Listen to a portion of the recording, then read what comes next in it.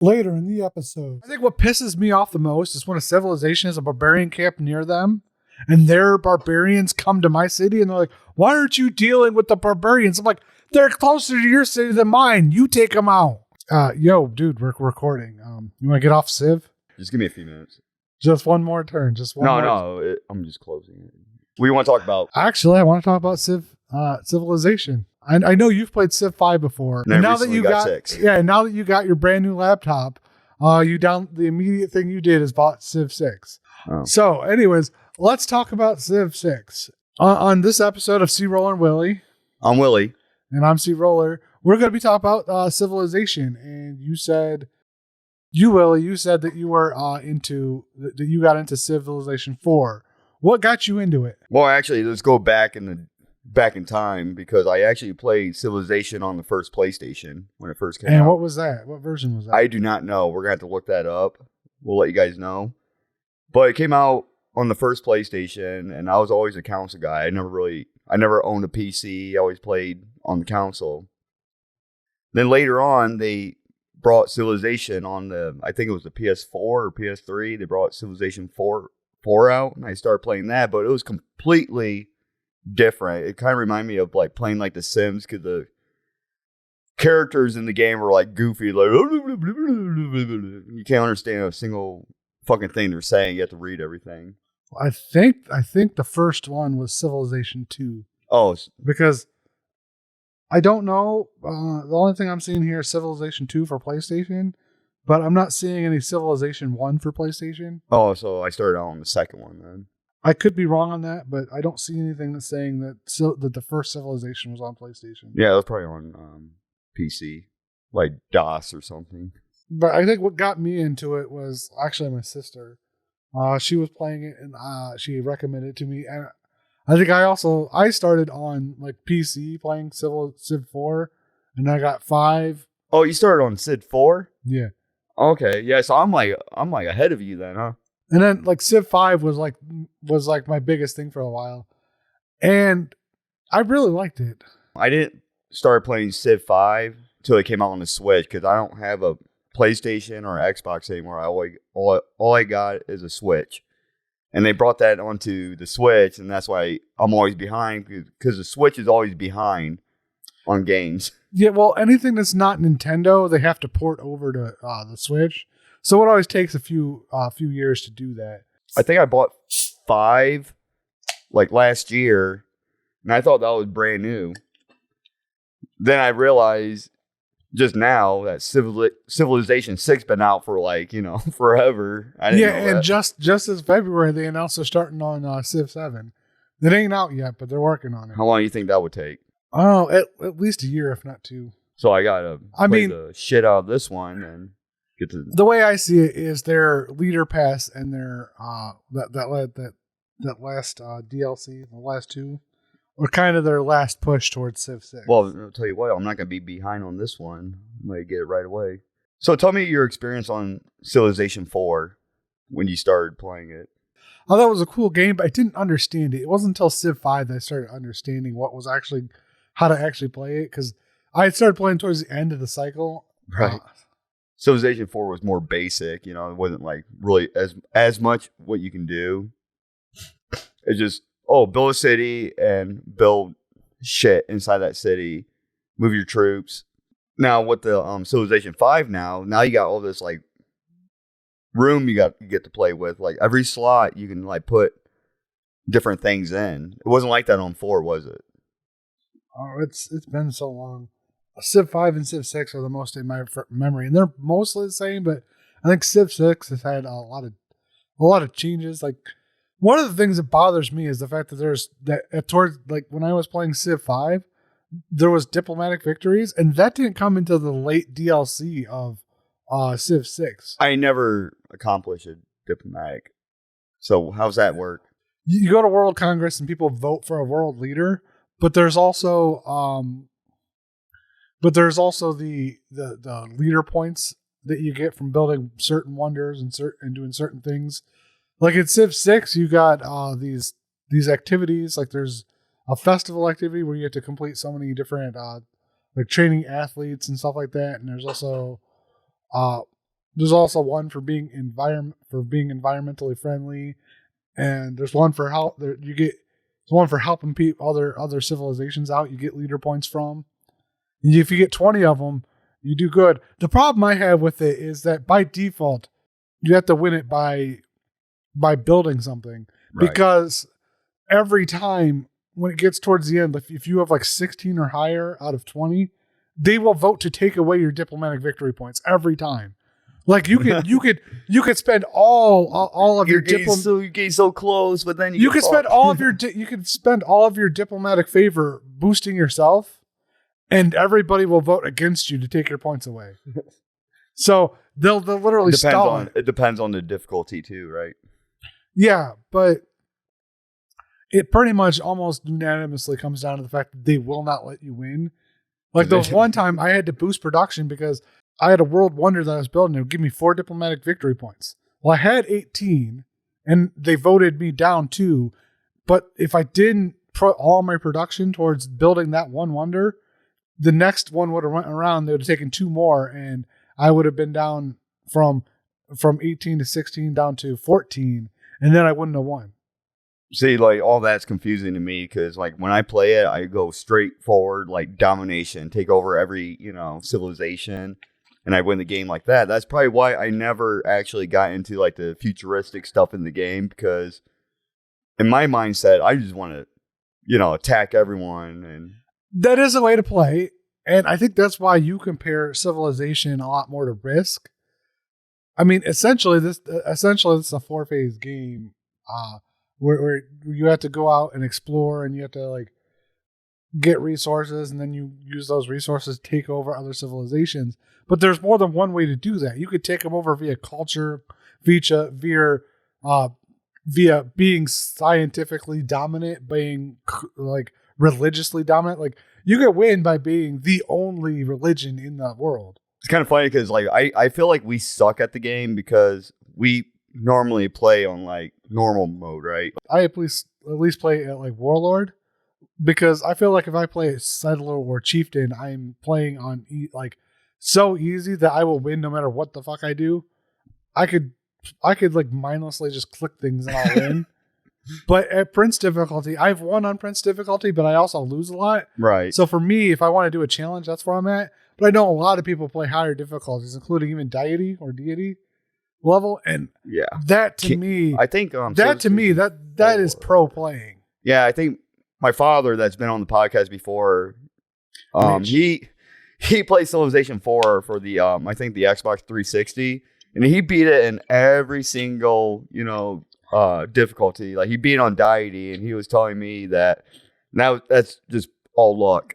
It just depends, you just gotta wait for the AI to fuck up. Mean, there is an amount of skill that you have to have, and an amount of knowledge of the game you have to have, just from watching what other people are doing and whatnot.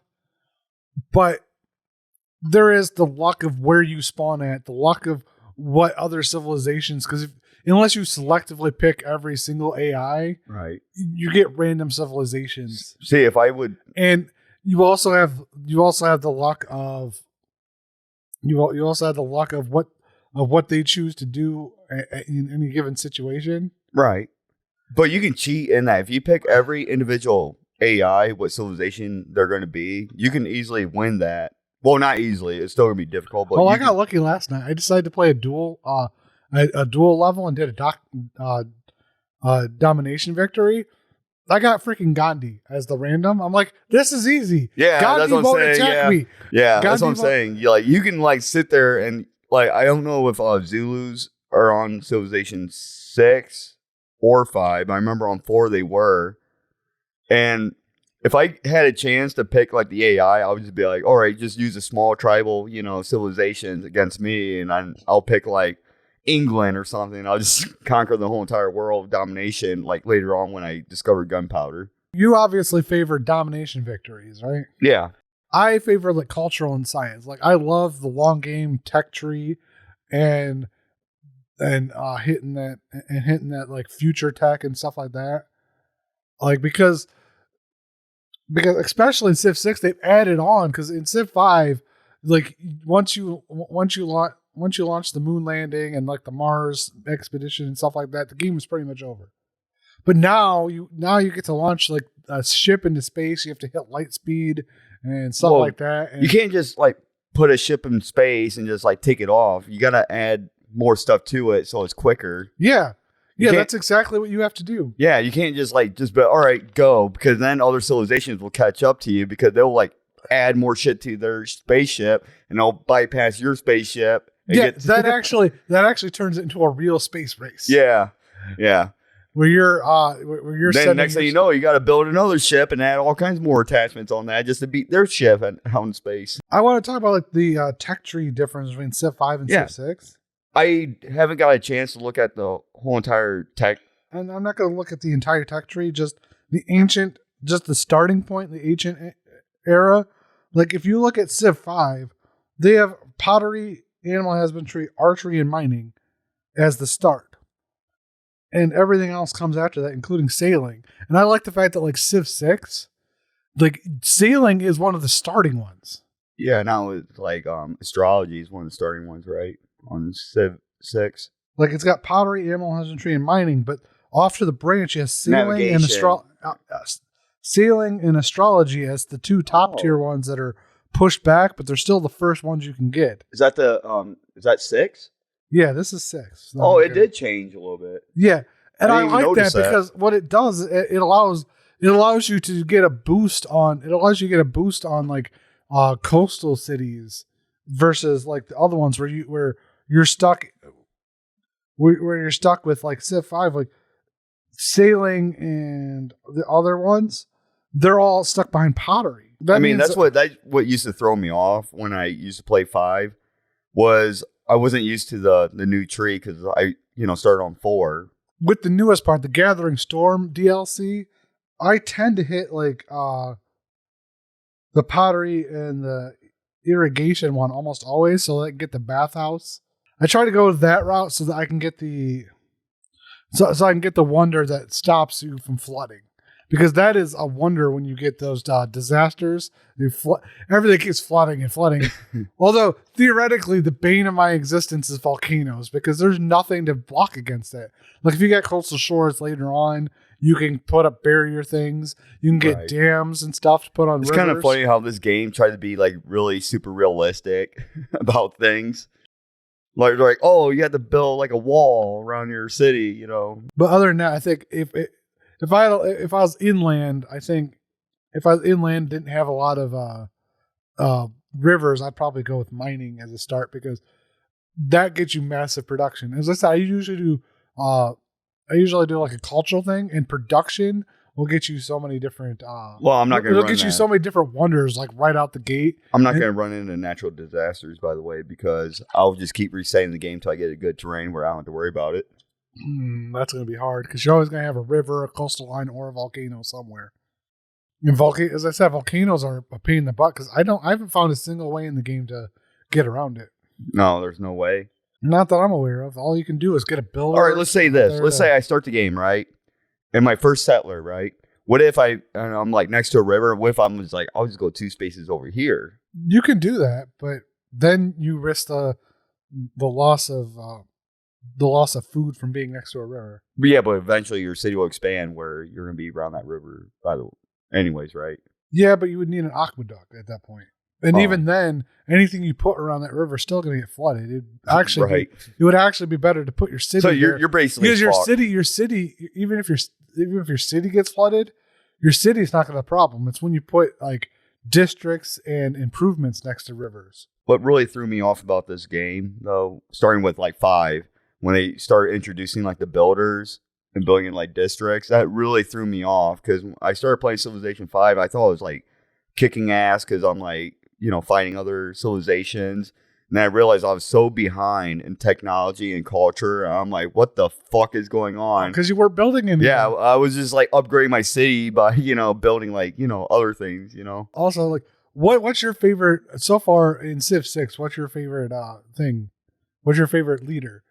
Because like this plays into it because having extra builders is one thing, or having bonuses to the districts that you place. See, I can't I can't tell you what my favorite leader is because I haven't tried every single one out yet. I just got the game. Okay. But when it came to like Civilization 4, I always used America, Abraham Lincoln. But then they changed on Civ 5. And then I think they changed it again on Civ 6. Yeah, I think like Teddy Roosevelt was, like one. I think he's definitely Civ 6. I don't remember if he's Civ 5 or not. I never played. I don't remember like who was Civ 5, but it's like it changed, so much. Of course they change. The gameplay has to change. Speaking of change, what do you think Civ 7 should look like? One thing I will say, since it was a complaint I've had against Civ 6, I think Civ 7 should start with diplomatic victories in the base game, along with like science and culture and domination and religion. Because I don't like the fact that it was a DLC, especially a late DLC. Back on the PlayStation, to win the game, you can win by just building United Nations and it'll instantly like end the game. Pretty sure that's a diplomatic type of victory. Yeah, that's how it was back, on Civ 2. I never got that far because I would have the game ended within like probably in the year like 1920 because I would take it over everyone. All right, so I would like it where the map online map was big and it can hold up to like 20 players. Pretty sure the larger ones can. I'll have to look into this. Because me and CRollur are playing an online game if anyone's like interested in playing on Civilization 6. Okay, the huge map is recommended from 12 to 20 players. So. Oh, they already did it, huh? Yeah, but nobody plays huge that I'm aware of. Yeah, because it'll take too long, huh? I mean, imagine how many different how long that would be, especially if you're playing online. The AI can process things like that, like boom, boom, boom, boom, boom, done. Yeah. Players have to be like, okay, I want this one to move here to here. I want this one to move here to here. All right, which city do I, or which thing do I want to place here? They have to think about every little thing they have to do. Or an AI already can just be like, okay, I need this here to here, this here to here, this here to there. Boom, boom, boom, boom. And it still takes forever. That's why the barbarians are such a nuisance because they already know what they want to do before you do. Oh, the barbarians? Yeah. I know I said volcanoes were the bane of my existence, but barbarians are worse. Yeah, they're fucking annoying. Oh my God. Literally, the Civ 6 barbarians are such a nuisance that, like, literally, if you let the scout get back to their camp, they will just keep spawning shit left and right. That's what annoys me because like I'm trying to get shit done and these guys slow me down. I think what pisses me off the most is when a civilization has a barbarian camp near them and their barbarians come to my city and they're like, why aren't you dealing with the barbarians? I'm like, they're closer to your city than mine. You take them out.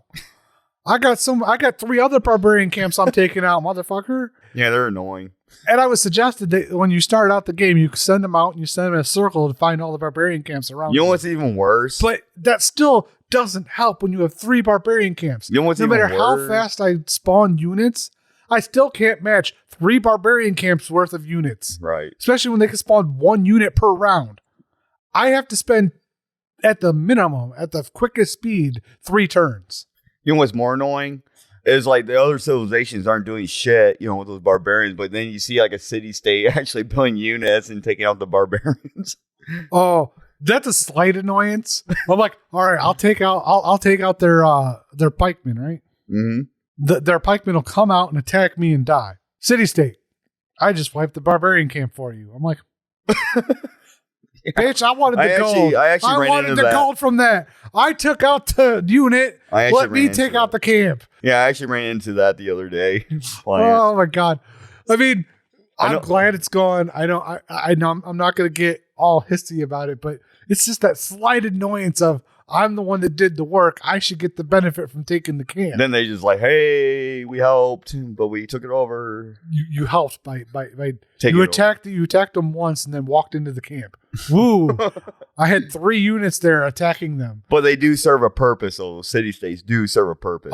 2 purposes. They give you bonuses for they give you bonuses. You can also take them over and take their land. Which honestly, half the time, sometimes I feel like I have to because they'll be like, I have this resource here and it's right outside of your city, but since it's in my grounds, you can't have it. I'm like, I need the uranium, thank you very much. Or I need that oil because none of it spawned in my city.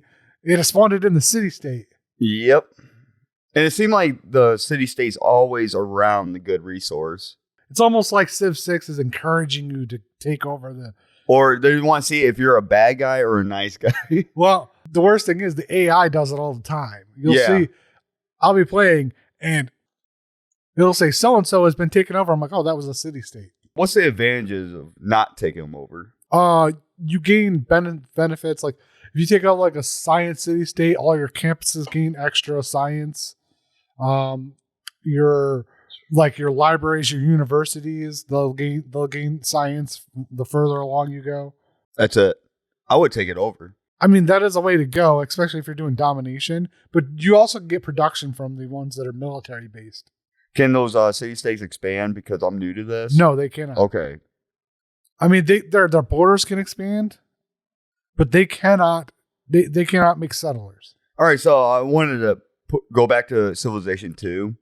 I'm pretty sure the way it works, if a barbarian village took over the capital of another civilization... Oh, it's gone. It's gone, but in Civilization 2, they can actually start a new civilization. Yeah, that's not how that works. The reason I know this is I literally just did a domination victory. As soon as I took the capital, the game was over. No, I'm saying like on Civilization 2. The way it is now, it does not match that. Yeah, okay. So... All right, I thought that would be kind of cool if a barbarian village actually like plundered civilization. Then I thought it'd be cool if it starts like a new civilization. I mean, that would be an interesting thought for a future, but that would, oh man.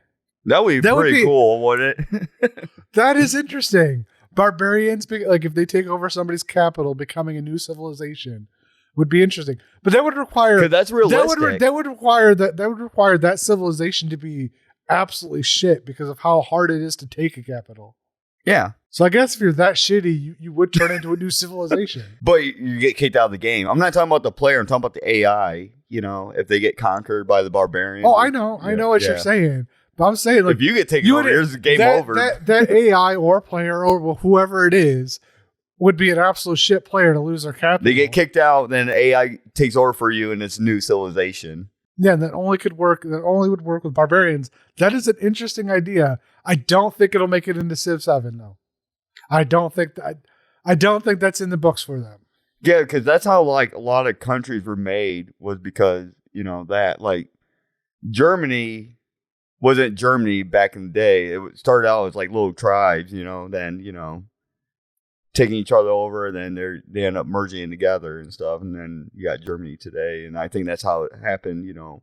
Now, what's your favorite type of government? Like the ones that I'm assuming it's the ones that have the most military slots. Well, like what I do is I try to start out first. Like if I get monarchy, I'm gonna, you know, pick that right off the boat if I had the option to.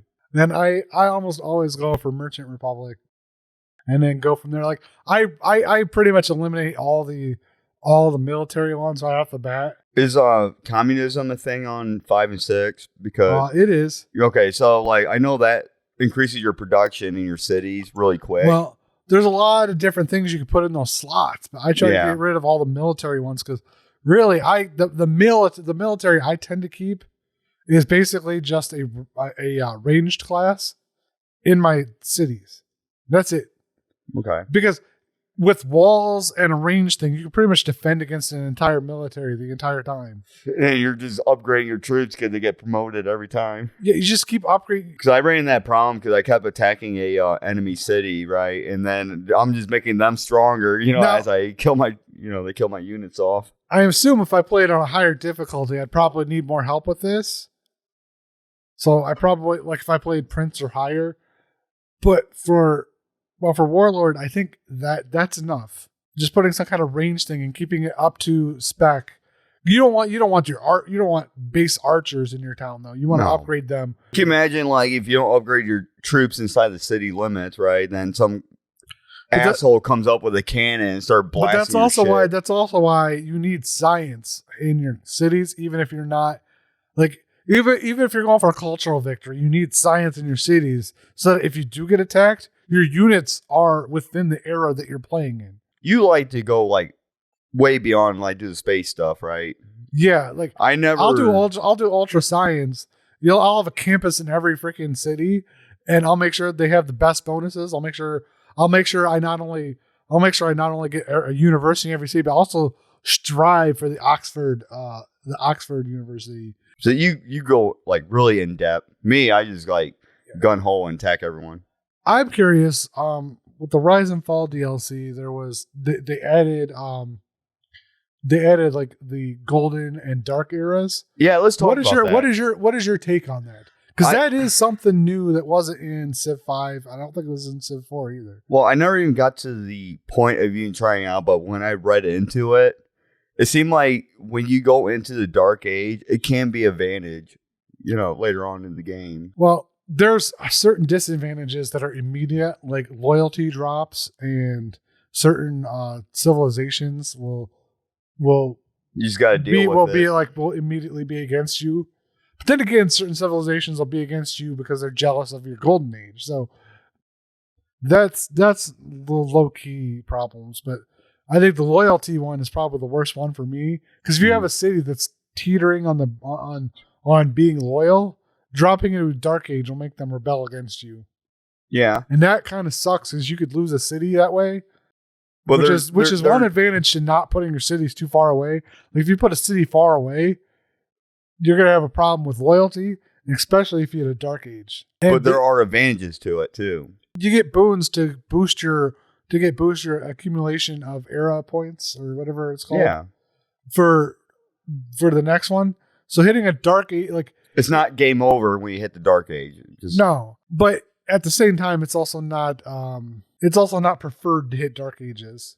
But there are players out there that, they're experts at civilization. They would actually purposely hit the Dark Age and just, That is a way to play. I prefer to play.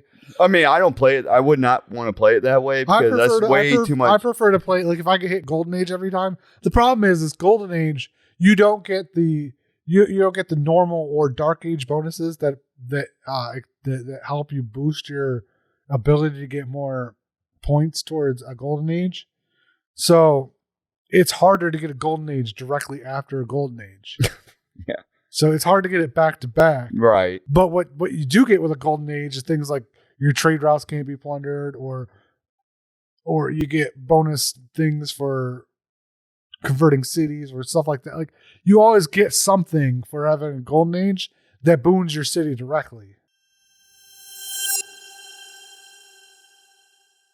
Who are you bad with? Clearly, I'm bad with the Aztecs, because you had me research them, and I tried to play as them, and I sucked with them. But that doesn't mean they're bad, because their Eagle Warriors are great, but I'm terrible at spamming out units at the beginning. You want to keep building shit in your cities, and you're not pushing out the units. See, I'm actually decent with them because I keep building units. If I was going for a domination victory, I'd rather do the long game and just overpower everybody with high tech units than steamroll everybody at the beginning of the game. Right. Whereas you probably would rather steamroll everybody. Yeah, I do actually. Overwhelming people with high tech units goes into my science victories. I mean, why do you think I don't play on large maps? Because by the time I even discover the whole entire map, the other countries will have like higher tech than what I would. You gotta be careful though too, because you don't want to play on a small map and add more AI to it, because then you're overwhelmed with other civilizations. But we're gonna wrap it up. I hope you enjoyed our discussion of civilization, the past, the present, and the future. Essentially, if you like more of these, suggest other games that we might play and might like, and we'll talk about them when we play them. Also, send us other topics to talk about. Well, I've been CRollur. I'm Willy. Thank you for watching our podcast.